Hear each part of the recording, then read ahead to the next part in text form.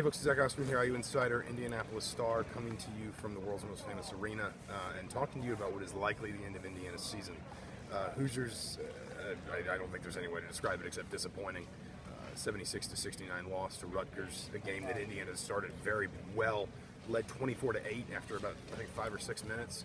Rutgers, it just looked like a continuation of the win in Piscataway. Then Rutgers dug in, hit back, and Indiana just never responded. You know, I think Archie Miller's sort of summed it up well. He just said the tougher team won tonight, and Rutgers was that in basically every way. If Indiana hadn't shot way above its head from the free throw line, I think 25 of 28 for the game, it wouldn't have even been that close. Indiana couldn't get key stops, couldn't make key baskets.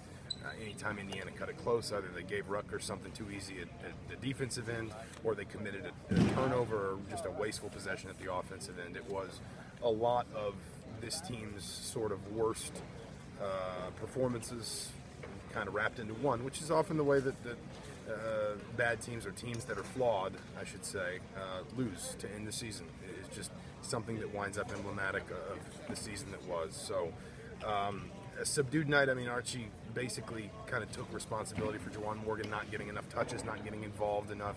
He also had some foul trouble in the first half. I think he finished with 15 and 9, but Archie Miller was the first one to say that wasn't necessarily indicative of his best performances, that even 15 and 9 didn't feel like sort of typical Juwan Morgan. Hoosiers struggled badly from behind the arc, and just couldn't get really any sort of, and this is an intangible obviously, but any sort of confidence going in the game other than that start. And once Rutgers really took that away from Indiana at the start, they just couldn't get it back. And so Archie Miller basically, you know, he said it doesn't look likely that the NIT is going to come calling. If the NIT does, Indiana will happily take a bid, but if the NIT doesn't, then the season's over. There's no interest, unsurprisingly, in anything like the CBI or the CIT. So Hoosiers are 16 and 15. Again, this is likely the end. And yeah, thanks for following us all season.